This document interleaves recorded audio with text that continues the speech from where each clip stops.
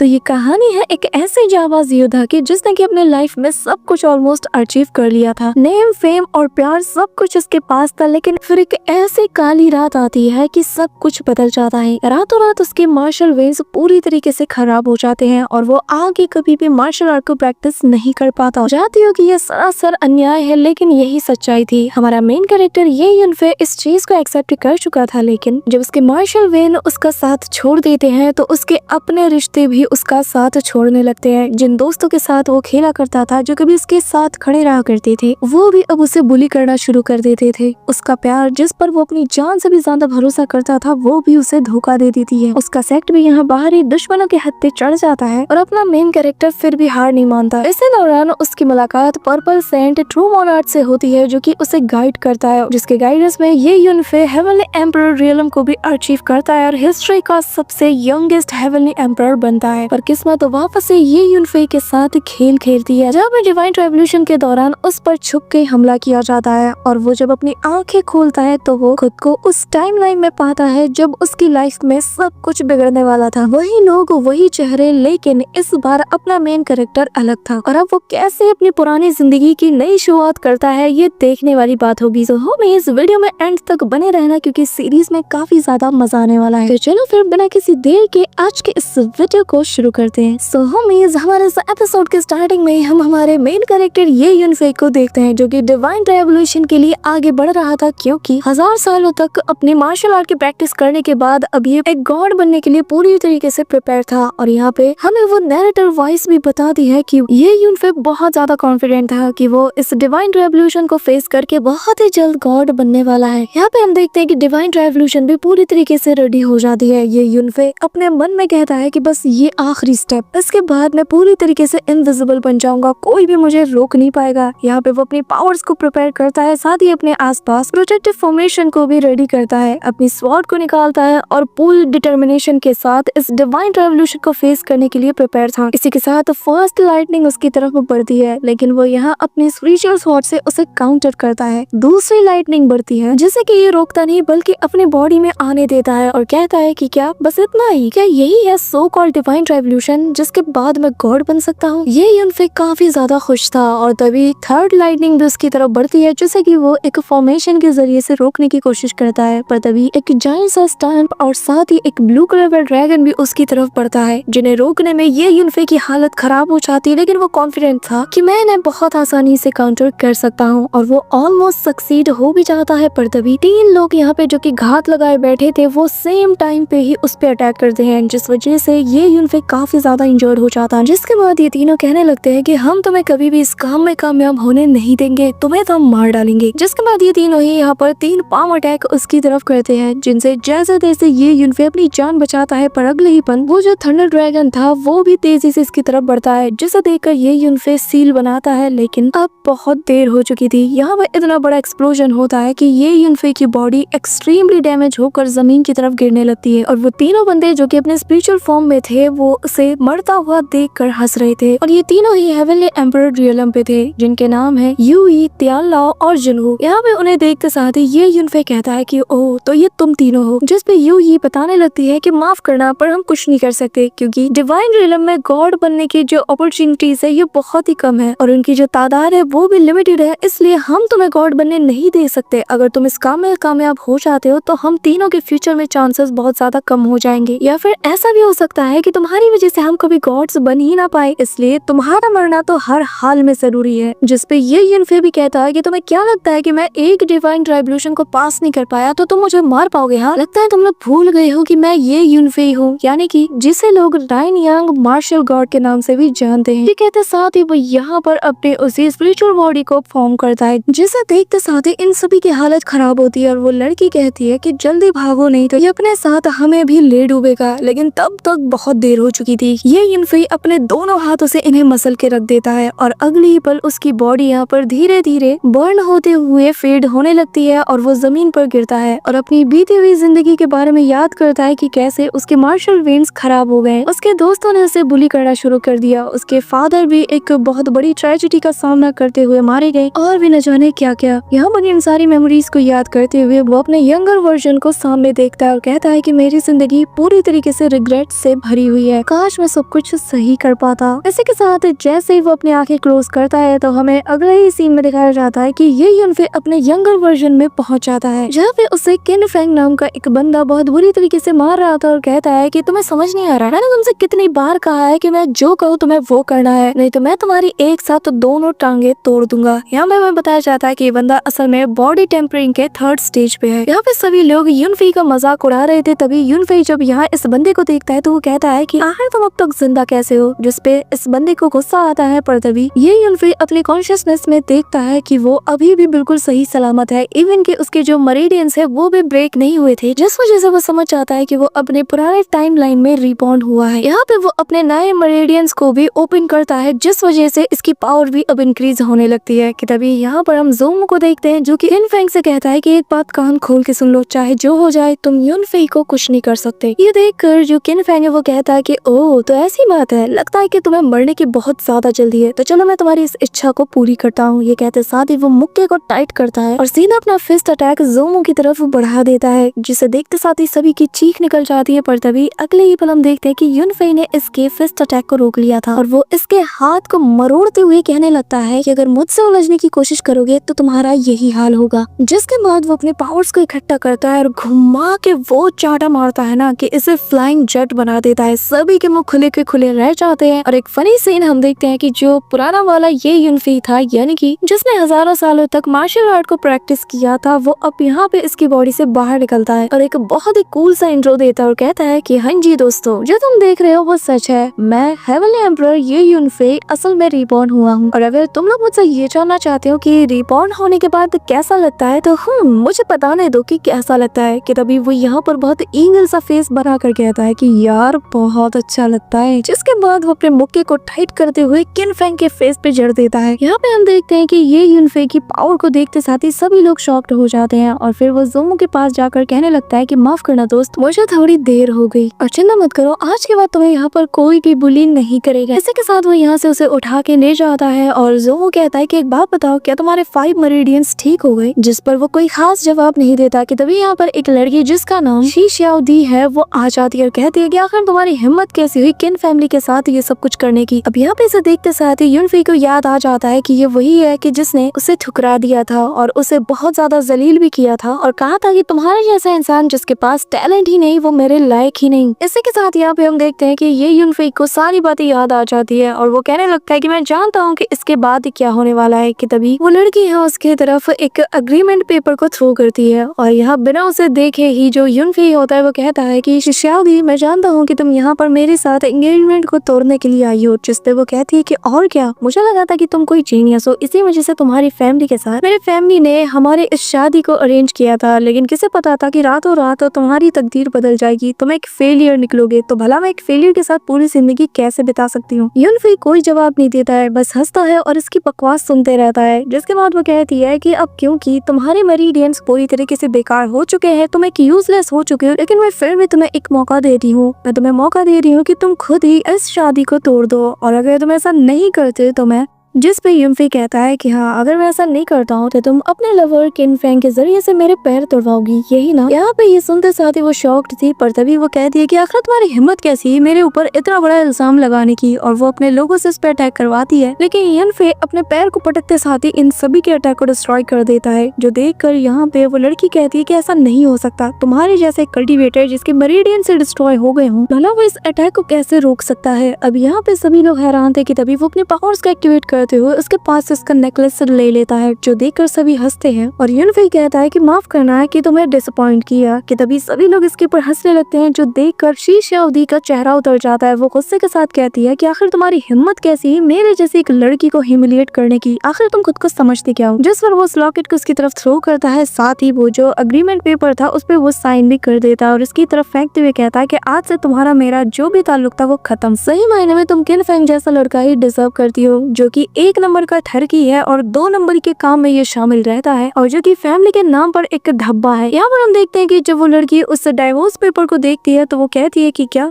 तुम्हारे जैसा एक ट्रैश मुझे डाइवोर्स देगा? हाँ, मुझे? तुम्हारी हिम्मत कैसे हुई? आखिर तुम खुद को समझते क्या हो? हाँ, तुम मुझे सबके सामने पब्लिकली ऐसा डाइवोर्स दे रहे हो? खुद भी तो यही करने आई थी। ये कहते साथ ही वो यहाँ पे अपने पावर्स को एक्टिवेट करती है और कहती है कि मैं तुम्हें जान से मार डालूंगी, और यहाँ पे एक स्पिरिचुअल स्वॉर्ड उसकी तरफ थ्रो करती है, जो देखकर यूनफेई अपने शील्ड को बनाता है, लेकिन वो स्वॉर्ड उसके शील्ड को ब्रेक करते हुए उससे टकराने वाली थी, लेकिन यूनफेई सही मौके पर डॉज कर जाता है। वो समझ जाता है कि इसका जो पावर लेवल है उससे हायर है, और फिर हमें पता चलता है कि असल में शी शाओदी का जो कल्टीवेशन लेवल है वो बॉडी टेम्पटिंग के 6वें लेवल पे है, जिसके साथ ही यहाँ पर वो जो लड़की थी वो अब इस पे लगातार अटैक करती है और कहती है कि तुम एक ट्रैश हो और एक ट्रैश को दुनिया से मिट जाना चाहिए। लेकिन यहाँ पे यूनफेई भी उसकी हर एक अटैक से डॉज करता है, पर तभी यहाँ पे इस लड़की के छोड़े गए वो तीनों स्वॉर्ड यूनफेई की तरफ तेजी से बढ़ते हैं, और तभी एक लड़की आकर अपने पावर से उसके स्वॉर्ड को रोक देती है, और ये दिखने में काफी ज्यादा ब्यूटीफुल लग रही थी, और वो अपना एक पेटल अटैक सीधा यहाँ पे शी शाओदी की तरफ करती है, जो देखकर वो कहती है कि किंग लुओ, आखिर तुम्हारी हिम्मत कैसे हुई मेरे रिंग से जाने की? पर तभी किंग लुओ उसके पास अपीयर होती है और घुमा के उल्टे हाथ का चाटा उसके फेस पे चढ़ती है और कहती है कि ठीक है, फिर मैं तुम्हारे अगेंस्ट नहीं जाऊंगी, लेकिन अगली बार से तुम यूनफेई के बारे में एक भी बुरा लफ्ज नहीं कहोगी, और अगर तुमने ऐसा किया ना तो मैं अपने इन हाथों से तुम्हारी जान ले लूंगी। यहाँ पे ये सुनते साथ ही वो डर जाती है और अपने चमचों के साथ यहाँ से निकल जाती है, और हमें बताया जाता है कि असल में किंग लुओ भी बॉडी टेम्पटिंग के 6वें लेवल पे है। यहाँ पे हम देखते हैं कि ये लोग जाते हुए कहने लगते हैं कि तुम दोनों बस देखना किन फैमिली और शी फैमिली मिलकर तुम दोनों का क्या हाल करती है। जिसके बाद जैसे यूनफेई की नजर किंग लुओ पे जाती है तो उसे अपने पास्ट का वही सीन याद आता है, जब वो यहाँ से छोड़ के जा रहा था तो सिर्फ किंग लुओ ही वो इकलौती इंसान थी जो कि यहाँ पर उसके जाने से बहुत ज्यादा उदास थी। वो उसे रोकने की कोशिश करती है, लेकिन किंग लुओ को और ज्यादा स्ट्रॉन्ग बनना था, रिवेंज लेना था, इसी वजह से वो उससे माफी चाहता है और यहाँ से चला जाता है। और आज जब किंग लुओ उसे इतने टाइम बाद देखता है तो दौड़ते हुए जाकर उसे टाइटली अपने बाहों में होल्ड करता है। वो कहने लगता है कि इतने टाइम बाद तुम्हें देखकर मुझे बहुत अच्छा लगा, और मैं वादा करता हूँ कि मैं अपनी इस जिंदगी में खुद को कभी भी तुमसे दूर जाने नहीं दूंगा, और माफ करना कि मैं एक नंबर का बेवकूफ हूँ। तुम मेरे लिए न जाने कब से अनकंडीशनल फीलिंग्स रखती हो, लेकिन मैं गधा तुम्हारी फीलिंग्स को कभी समझ ही नहीं पाया, लेकिन अब मैं सब कुछ जान चुका हूँ तो मैं तुम्हें कभी भी खुद से दूर होने नहीं दूंगा। अब यहाँ पर उसकी ये बातें सुनकर किंग लुओ कहती है कि आखिर तुम्हें क्या हुआ है, अचानक ऐसी बातें क्यों कर रहे हो? जिसके बाद वो भी ब्लश करने लगती है, एंड देन जैसे ही ये दोनों किस करने वाले होते कि तभी कबाब में हड्डी यानी कि ज़ोमो यहाँ आ जाता है और कहने लगता है कि यूनफेई क्या तुम ठीक हो? हाँ। अब यहाँ पे इन दोनों के लिए काफी ऑकवर्ड मोमेंट हो जाता है। वो कहने लगता है कि मानना पड़ेगा, तुम्हारी टाइमिंग की भी दाद देनी पड़ेगी। कि तभी यहाँ पे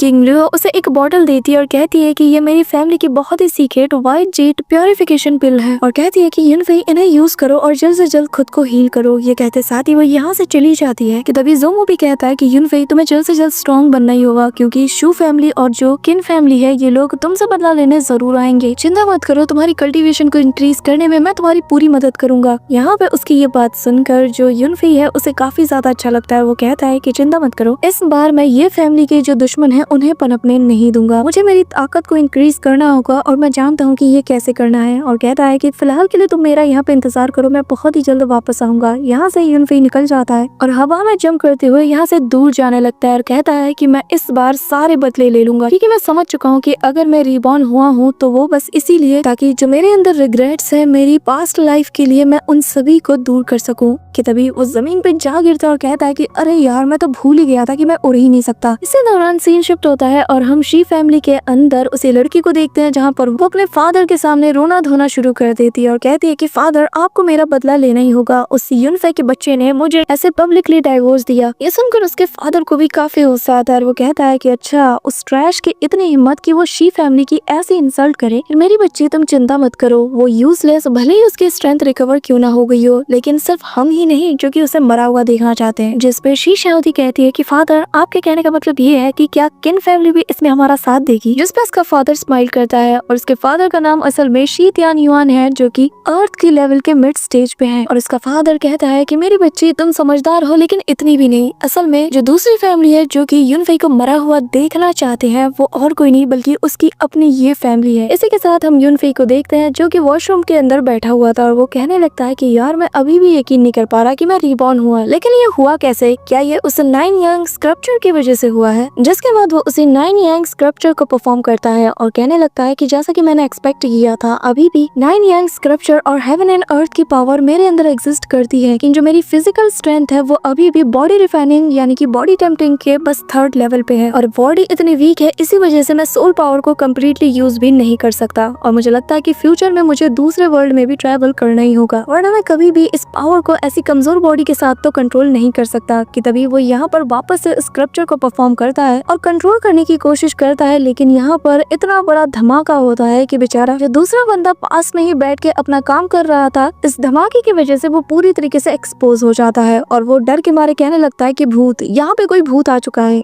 इसी के साथ हमें थोड़ी देर बाद का सीन दिखाया जाता है जहाँ पर यूनफेई ये फैमिली के घर के पास पहुंच जाता है और यहाँ पर इसे देखते साथ ही उसे पुरानी मेमोरीज याद आती है कि कैसे वो यहाँ से जान छुड़ा के भागा था और शी फैमिली और बाकी के जो अदर फैमिलीज थे उन लोगों ने मिलकर ये फैमिली पर अटैक किया था। यूनफेई ये सारी बातें याद करते हुए एक एक स्टेप लेकर आगे बढ़ रहा था और उसे याद आता है कि कैसे जो शी फैमिली का पैट्रियार्क है तियान युआन, उसने कहा था कि डरपोक आखिर कहाँ भाग रहा है, आज तुझे और तेरी फैमिली को हम यहाँ पे मिटा के रख देंगे। यहाँ पर यूनफेई जब ये सारी बातें याद करता है तो कहता है कि यकीन नहीं हो रहा कि मैं उस जगह उस वक्त में वापस आ पाया हूँ, मुझे यकीन ही नहीं हो रहा कि मैं अभी भी पास्ट में मौजूद हूँ। जिसके बाद वो सीन को याद करता है कि कैसे उसके फादर ने उससे कहा था कि बेटा तुम यहाँ से जाओ, मैं यहाँ पर इन्हें थोड़ी देर रोकने की कोशिश करता हूँ और यहाँ इस ट्रेजेडी का सामना करते हुए ही उसके फादर की जान भी चली गई थी। और फिर वो कहने लगता है कि मुझे लगा नहीं था कि मुझे पास्ट रिग्रेट को ठीक करने का कभी मौका भी मिलेगा। कि तभी यहाँ पर सभी को पता चल जाता है कि यंग मास्टर आ चुका है। कि तभी यहाँ पर ये कियांग नाम का एक बंदा आ जाता है जो कि उस पे अटैक करता है, लेकिन यूनफेई उसके अटैक से सेकंड्स में डॉज कर जाता है और कहता है कि आखिर तुम यहाँ क्या कर रहे हो। जिसपे ये मोटो सा बंदा जिसका नाम ये कियांग है वो कहने लगता है कि तुम्हारे जो क्राइम्स है ना ये माफी के काबिल नहीं, तुम्हें तो इसकी सजा मिलनी चाहिए। ये कहते साथ ही वो अपने स्वॉर्ड से उस पे दे दनादन अटैक्स करता है और यहाँ पर इस मोटो के अटैक से बचते हुए यूनफेई कहता है कि अच्छा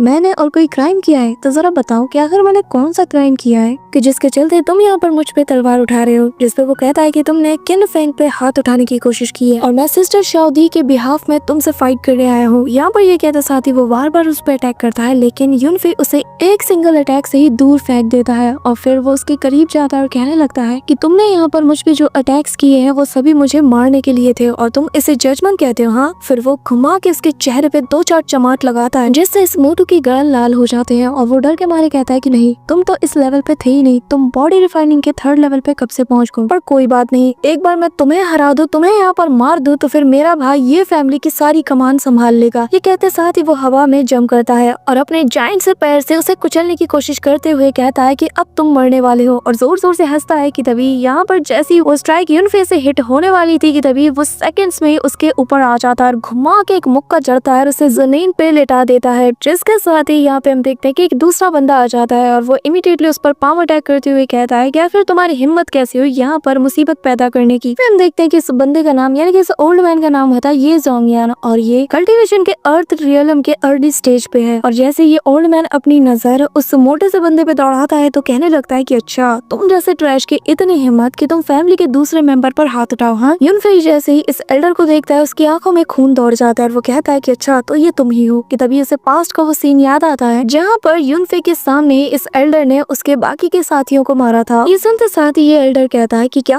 तुम में अब जरा से भी शर्म नहीं कि एल्डर से बात कैसे की जाती है। हाँ, तुम कितने बदतमीज हो चुके हो। ये कहते साथ ही वो उस पे पाम अटैक करता है जिससे यूनफेई काफी ज्यादा इंजर्ड भी हो जाता है और वो कहता है कि इसके और मेरे बीच का जो कल्टीवेशन गैप है ये बहुत ज्यादा है। यहाँ पे हम देखते हैं कि वो जो एल्डर था वो भी हैरान था कि वो उसके पाम अटैक से सर्वाइव कर पाया और वो कहने लगता है कि ओह तो तुमने अपने स्ट्रेंथ को रिकवर किया है लेकिन फिर भी तुम्हें आज मुझसे कोई नहीं बचा सकता। ये कहते साथ ही वो मल्टीपल पाम स्ट्राइक सीधा उसकी तरफ कर देता है जिसे देखते साथ ही जो यूनफेई है वो कहने लगता है कि मैं कल्टीवेशन से तो इसके साथ बराबरी नहीं कर सकता, तो अब बस मैं अपनी लाइटनिंग स्पीड का ही यूज कर सकता हूँ ताकि मैं इसके अटैक से डॉज कर पाऊँ। अब यहाँ पे मल्टीपल स्ट्राइक को देखते साथ ही वो अपनी लाइटनिंग मूवमेंट का यूज करता है जैसे कि वो लिंग फैंग डिवाइन स्टेप का नाम देता है और ये एल्डर भी देखकर हैरान था कि कितनी स्मूथली वो उसके हर एक अटैक से डॉज कर रहा है। ये एल्डर और अटैक उस पे कर देता है लेकिन वो उसके अटैक से डॉज करते हुए उसके पास आता है और कहता है कि अब मैं तुम्हारा ही अटैक तुम पे यूज करूंगा और फिर वो उस पे अपना मुक्का चढ़ देता है और ये एल्डर सीधा जाकर उस मोटे लड़के के ऊपर गिरता है और फिर वो कहता है कि आखिर तुमने ये मूवमेंट कहाँ से सीखी, ये टेक्निक कौन सी है। लेकिन यूनफेई उससे कहता है कि बुढ़ऊ जाके चुपचाप अपनी गद्दी संभालो। यहाँ पर इस एल्डर को गुस्सा आता है और फिर वो यहाँ पर अपने फॉर्मेशन को क्रिएट करते हुए कहता है कि मुझे इसे जल्द से जल्द रास्ते से हटाना होगा क्योंकि न सिर्फ इसने अपनी कल्टीवेशन रिकवर की बल्कि स्ट्रेंज सी टेक्निक को भी सीखा है और ये काफी इंटरेस्टिंग मूवमेंट टेक्निक है लेकिन मुझे फिर भी इसे एलिमिनेट करना ही होगा। जिसके साथ ही वो यहाँ पर अपने स्पीच सेलेस्टियल ईगल से उस पर अटैक करता है, लेकिन यूनफे भी ठान चुका था कि चाहे जो हो जाए आज मैं पीछे नहीं हटने वाला, और वो भी उसे काउंटर करता है। पर तभी यहाँ पर एक फीनिक्स बर्ड आता है और उसके अटैक को डिस्ट्रॉय कर देता है, जिसके बाद हम देखते हैं कि ये असल में ये तियानपेंग होते हैं और वो कहने लगता है उस एल्डर से कि तुम्हारी हिम्मत की दाद देनी पड़ेगी, तुम्हारी इतनी हिम्मत कि तुम मेरे बेटे पर ऐसा जानलेवा हमला कर रहे हो। हाँ, इसी के साथ हम देखते हैं कि यूनफे का फादर आ जाता है जिनकी कल्टीवेशन लेवल अर्थ रियलम के मिड स्टेज पे है, और यहाँ पे वो उस पे कहने लगता है कि आखिर तुम्हारी हिम्मत कैसे हुई फैमिली हेड के बेटे को नुकसान पहुंचाने की। जिस पर ये ओल्ड मैन कहता है कि तियानपेंग, इससे फर्क नहीं पड़ता कि तुम फैमिली के हेड हो, लेकिन तुम्हारे बेटे को तो सजा मिलनी चाहिए। ये हमारी फैमिली पर एक बहुत बड़ा डिस्ग्रेस है, और तुम जस्ट कॉज वो तुम्हारा बेटा है तो उसे ऐसे फेवर नहीं दे सकते। जिस पे वो कहता है कि तो तुम्हारे ख्याल से मेरे बेटे को फिर क्या करना चाहिए कि जिससे तुम सेटिस्फाइड हो जाओ। जिस पे वो एल्डर कहता है कि इसे तो अपने हाथ पर तोड़ देना चाहिए, मैं तो कहता हूँ ये भी कम है, इसे तो मर जाना चाहिए। ये सुनते साथ ही यहाँ पे यूनफे के फादर को गुस्सा आता है और वो उल्टे हाथ का चांटा उसे मारता है और कहता है कि तुम्हें शर्म नहीं आती, यहाँ एक बाप के सामने कह रहे हो कि उसके बेटे को मर जाना चाहिए, अभी कभी फैमिली से निकल जाओ। यहाँ पर हम देखते हैं कि ये जो ओल्ड मैन था वो जाते हुए कहने लगता है कि देखता हूँ कि तुम कब तक अपने इस यूजलेस बेटे को बचाते हो। यहाँ पे ये दोनों बाप बेटे तो चले जाते हैं, वहीं दूसरी तरफ जो यूनफे का फादर है वो अपने बेटे से कहता है कि मेरे बच्चे क्या तुम ठीक हो। कि तभी अपने फादर को इतने टाइम बाद जिंदा और सही सलामत देखकर यूनफे सीधा जाकर उससे लिपट जाता है और रोने लगता है और कहता है कि फादर मैंने आपको बहुत मिस किया। यहाँ पे उसका फादर भी अपने बेटे को ऐसा करता हुआ देखकर काफी ज्यादा इम्प्रेस हो जाता है और कहता है कि बच्चे अब तुम बड़े हो गए हो। कि तभी यहाँ पर शाओ यू नाम की एक लड़की दौड़ते हुए आकर यूनफे को गले से लगाती है और कहती है कि यंग मास्टर मुझे बहुत खुशी हो रही कि फाइनली तुम वापस आ गए। जिसके बाद सेकंड एल्डर भी यहाँ पे आ जाते हैं और आते साथ ही कहने लगते हैं कि यूनफे मैंने सोमो से सुना, उसने कहा कि तुम्हारे मेरिडियंस रिकवर हो रहे हैं, बेटा क्या ये बात सच है। हम और ये सुनते साथ ही उसका फादर भी कहता है कि सच में क्या ये सच है। जिस पर वो हाँ में जवाब देता है और कहता है कि सिर्फ रिकवर नहीं हुए बल्कि पहले से और ज्यादा बेहतरीन भी हो चुके हैं, और अब से कोई भी मुझे यूजलेस या ट्रैश नहीं कहेगा। ये सुनकर उसके फादर का चेहरा बिल्कुल खिल उठता है और वो हंसते हुए कहता है कि ये हुई ना ये तियानपेंग के बेटे वाली बात। इसी के साथ सीन शिफ्ट होता है और हम ये फैमिली के मीटिंग हॉल का सीन देखते हैं जहाँ पे अपने फादर को यूनफे सारी बात बता देता है कि कैसे की फैमिली और शी फैमिली ने ये जोंगनियान इन लोगों ने हाथ मिला लिया। यहाँ पर यूनफे के फादर को बहुत ज्यादा गुस्सा आता है और उसे यकीन नहीं होता कि उसके पीठ पीछे उसका घर का ही मेंबर उसके अगेंस्ट साजिशें रच रहा है। जिस पे यूनफे बताता है कि फादर मेरे पास ठोस एविडेंस भी मौजूद है। अब यहाँ पे उसकी बात सुनकर यूनफे का फादर कहता है कि यहाँ हमारे यान यूनिवर्सिटी के जो 4 ग्रेट फैमिलीज है ये आपस में हमेशा कम्पीट करते हुए आ रहे हैं, और ये चारों फैमिलीज लगातार बाकी के तीनों फैमिलीज को डिवोर करने में लगी हुई है। जिस पर उसका बेटा कहने लगता है कि ये सारी बातें तो एक तरफ है, लेकिन जहाँ तक मैं जानता हूँ हमारी फैमिली का मेंबर अगर मुझे जान से मारने की कोशिश कर रहा है तो इसमें हमारी फैमिली के किसी बहुत बड़े एल्डर का इसमें हाथ होगा, और फादर अब आगे चलकर आपको और ज्यादा चौकन्ना रहना होगा। जिस पे इसका फादर कहता है कि चिंता मत करो, मैं इतने सालों से अगर फैमिली का हेड हूँ तो उसके पीछे भी कोई रीजन है, पर मेरे बेटे मैं हैरान हूँ कि इतनी जल्दी तुम्हारे मेरिडियंस कैसे रिकवर हो गए। जिस पे यूनफे बहुत ही सीरियस एक्सप्रेशन बनाता है और उसे समझ नहीं आता कि बताऊं क्या। ये देखकर उसका फादर कहता है कि अगर इसे एक्सप्लेन करना मुश्किल है तो कोई बात नहीं, और फिर वो उससे कहता है कि आने वाले 3 दिन में हमारी फैमिली के अंदर एक कंपटीशन होगा जिसमें ये जोंगनियान का जो बेटा है वो तुमसे फाइट करेगा, साथ ही ये ले भी उस कंपटीशन का हिस्सा लेगा और वो मॉडर्न रिफाइनिंग के 8 स्टेज पे ब्रेक थ्रू कर चुका है और ये तुम्हारे लिए एक कड़ी चुनौती साबित होने वाला है। यहाँ पे उसका फादर थोड़ा परेशान होता है, पर तभी यूनफे कहता है कि फादर चिंता मत कीजिए, आने वाले 3 दिन के अंदर जो कंपटीशन होगा ना उसका विनर मैं होऊंगा। साथ ही वो अपने फादर से कहता है कि मैं भी जानता हूँ कि बीते 7 सालों में आपकी कल्टीवेशन लेवल अर्थ रियलम के मिड स्टेज पे अटकी हुई है, और अगर आपके पास रैंक 3 का प्रोफाउंड पिल मौजूद हो तो आपके लिए ब्रेक थ्रू करना इजी हो जाएगा और आप अर्थ रियलम के लेट स्टेज पे बहुत ही जल्द ब्रेक थ्रू भी कर पाओगे। जिसमें इसका फादर कहता है कि हाँ मैं ये जानता हूँ, लेकिन एक रैंक 3 का जो प्रोफाउंड ओरिजिन पिल है ये बहुत ही ज्यादा कॉस्टली है, इसके लिए 10,000 गोल्ड कॉइन्स की जरूरत पड़ेगी, और अगर मैं बात करूँ हमारी ये फैमिली की फाइनेंशियल कंडीशन की तो इसके बारे में सोचना भी मुझे बहुत ज्यादा महंगा पड़ सकता है। अब यहाँ पर इसकी ये बात सुनकर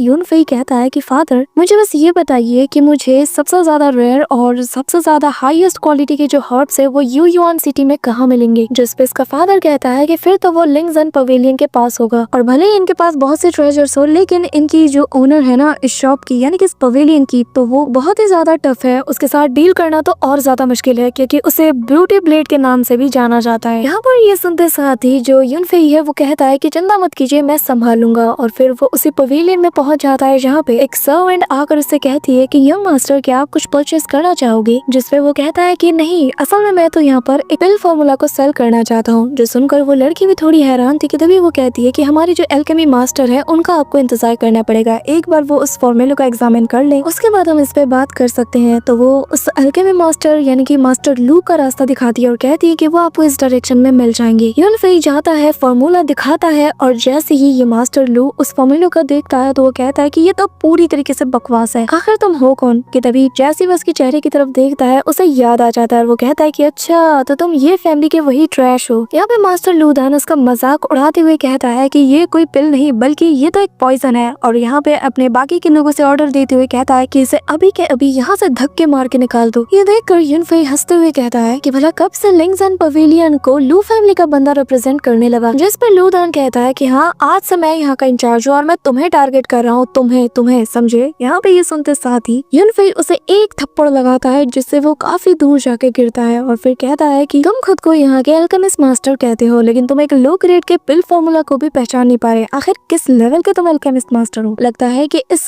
पवेलियन के नाम बड़े हैं लेकिन दर्शन छोटे हैं। ये कहते साथ ही वो जाने लगता है कि तभी यहाँ पर जो ओनर होती है यानी कि जिसे ब्यूटी ब्लेड कहा जाता है यानी कि श्याओ चू, वो यहाँ पे आ जाती है और जिसे देखते साथ ही यहाँ पे मास्टर लू से कहने लगता है कि मैडम ये वही है। कि तभी वो उसे अपने पंखे से मार के उड़ा देती है और कहती है कि आखिर तुम्हारी हिम्मत कैसे हुई मुझे ऑर्डर देने की। जिसके बाद वो यहाँ से आगे बढ़ जाती है और कहती है कि दोबारा अगर तुमने ऐसी हरकत की तो तुम्हारी हड्डी पसीज तोड़ के रख दूंगी। यहाँ पे हम देखते हैं कि अब वो यून फेई की तरफ बढ़ती है। यून फेई जैसे ही उसे देखता है तो वो समझ जाता है कि इसकी बॉडी में इंटरनल डैमेजेस है। जिसके बाद वो उसकी ब्यूटी और उसके स्किल्स की तारीफ करता है और कहने लगता है कि आप जरूर से लिंगजन पवेलियन की ओनर हैं। अब यहाँ पे हम देखते हैं कि ये जो श्याओ चू है वो उसकी बातों पे ध्यान नहीं देती और कैलकुलेट करते हुए कहती है कि तुमने यहाँ पर 2000 गोल्ड कॉइन जितना नुकसान किया है, तो बताओ भरपाई आप क्रेडिट पे करोगे या कैश में। जिस पर वो कहता है कि मेरे पास तो कोई भी कैश नहीं है। ये सुनकर वो उस पर हमला करते हुए कहती है कि फिर तो मुझे तुम्हें अच्छा खासा सबक सिखाना होगा। अब यहाँ पे वो उस पे अटैक करती है लेकिन यून फेई तो बहुत इजीली उसके हर एक मूवमेंट को परख लेता है और उससे डॉज करता है, साथ ही वो उसकी इंजरीज को भी हील करने लगता है और फिर एक सिंगल स्ट्राइक से ही उसके सारी इंजरीज को वो ऑलमोस्ट ठीक कर देता है और फिर रिस्पेक्ट के साथ कहता है कि मैडम लगता है कि मैंने अपना काम कर दिया है। तभी यहाँ पर एक दूसरा बंदा यून फेई पे अटैक के लिए आता है पर तभी श्याओ चू कहती है कि नहीं इस पर हमला मत करना, अचानक से मेरा ब्लड फ्लो काफी ज्यादा स्मूथ हो चुका है। जिस पर वो कहती है कि आखिर तुम हो कौन। कि तभी यून फेई बताता है कि मैं वो हूँ जो कि आपकी इंजरीज को क्योर कर सकता है और पूरी तरीके से क्योर कर सकता है। अब ये आप पर डिपेंड करता है कि आप मुझ में यकीन करना चाहते हैं या नहीं। जिस पे वो कहती है कि ठीक है फिर यंग मास्टर क्यों ना हम इस बारे में चाय पे बात करते हैं। अब यहाँ पे सीन शिफ्ट होता है और हम किंग लुओ को देखते हैं जो कि यहाँ पर मार्केट में ही गुजर रही थी, पर तभी उसे यहाँ पर खबर मिलती है कि असल में किंग फैमिली के जो मेंबर्स हैं वो यहाँ पर यून फेंग के जो फादर हैं यानी कि ये फैमिली के हेड, उन्हें ये लोग एलिमिनेट करने वाले हैं और ये काम ये लोग आने वाले 3 दिन के अंदर करेंगे और जिसके बाद मुझे ये फैमिली की कमांड मिल जाएगी। यहाँ पर हम देखते हैं कि ये बंदा असल में ये फैमिली से बिलोंग करता है जिसका नाम ये फू है। वहीं दूसरी तरफ हम यून फेई को देखते हैं जहाँ पर वो चाय पी रहा था और कहता है कि सच में ये ग्रीन टी तो बहुत ही ज्यादा कमाल की है। जिस पर शू चू बताती है ये जो चाय तुम पी रहे हो इसे क्यान इंपीरियल सिटी से लाया गया है और मैं हैरान हूँ कि तुमने इतने कम एज में इसे पहचान लिया। जिसका साथ ही वो मुद्दे की बात करती है और कहती है कि अब मुझे ये बताओ क्या तुम श्योर हो कि तुम मेरी कंडीशन को रिकवर कर सकते हो। जिस पे वो एक लिस्ट से पकड़ाता है और कहता है कि मुझे ये सारे इंग्रेडिएंट्स चाहिए। अब यहाँ पर जैसे ही एल्डर हुआंग इंग्रेडिएंट्स को चेक करता है तो वो भी हैरान हो जाता है और कहने लगता है कि इसके जरिए से तो किसी वॉरियर लेवल के बंदे के फाउंडेशन को भी और ज्यादा सॉलिड किया जा सकता है। ये कोई पिल नहीं बल्कि ये तो एक ट्रेजर है और बहुत ही ज्यादा रेयर ट्रेजर है। तभी यून फेई आगे बताता है कि ये पिल एक और काम में भी खास महारत हासिल रखती है और वो ये कि ये किसी वॉरियर लेवल के बंदे की बॉडी से टॉक्सिन को भी प्यूरिफाई कर सकती है। यहाँ पर ये जो एल्डर हुआंग है ये हैरान था और कहता है कि हाँ तुमने बिल्कुल सही कहा, ये सच में एक बहुत ही पावरफुल ट्रेजर से कम नहीं। जिस पे जो ओनर होती है वो कहती है कि अब मुद्दे की बात करते हैं, बताओ आखिर तुम्हें इसके बदले में क्या चाहिए। यहाँ पे यून फेई भी मुद्दे पे आता है और कहता है कि मुझे इस 6 लेजर पिल के जरिए से जो भी प्रॉफिट होगा उसका 50% चाहिए। मैं जानता हूँ कि यहाँ पर ये जो लीजिंग पवेलियन है ये इसके जरिए से और ज्यादा एक्सपेंड कर जाएगी। एल्डर हुआंग तो झिझकता है पर तभी यहाँ पर पवेलियन मास्टर कहने लगती है कि ठीक है मैं तुम्हें हर महीने तुम्हारी प्रॉफिट का 50% तुम्हारे घर तक पहुँचा दूंगी। जिस पे ये फेंग कहता है कि पर मुझे अभी एडवांस पेमेंट चाहिए क्योंकि मुझे अर्जेंट नीड है। जिस पर वो उसे एक स्पिरिचुअल रिंग और 10,000 स्पिरिचुअल स्टोन्स और एक VIP कार्ड देते हुए कहती है कि ये रही तुम्हारी एडवांस पेमेंट और ये रिंग मेरी तरफ से तुम्हारे लिए एक गिफ्ट है। जिस पे यून फेई शुक्रिया अदा करता है और जाने लगता है कि तभी वो कहती है कि तुम कुछ भूल नहीं रहे। अब यून फेई उसे यहाँ पर सारे इंग्रेडिएंट्स के नाम बता देता है और कितना कितना यूज करना ये भी, और कहता है कि इन सभी को जल्द से जल्द कलेक्ट करो और जो फार्मूला मैंने उस समय मेंशन किया है, इसके जरिए से आपके लिए वो पिल रेडी हो जाएगी और आने वाले और फिर 3 दिन बाद मैं आपकी कंडीशन को ट्रीट करूंगा। उसके बाद वो यहाँ से चला जाता है और लेडी शाओ कहती है कि ये फैमिली का ये नौजवान तो काफी ज्यादा इंटरेस्टिंग है। इसी दौरान हम देखते हैं कि यून फे किंग लियो से टकरा जाता है और किंग लियो से सारी बात बता देती है कि मैंने ऐसी ऐसी चीजें सुनी है, जिसपे वो कहता है कि परेशान मत हो,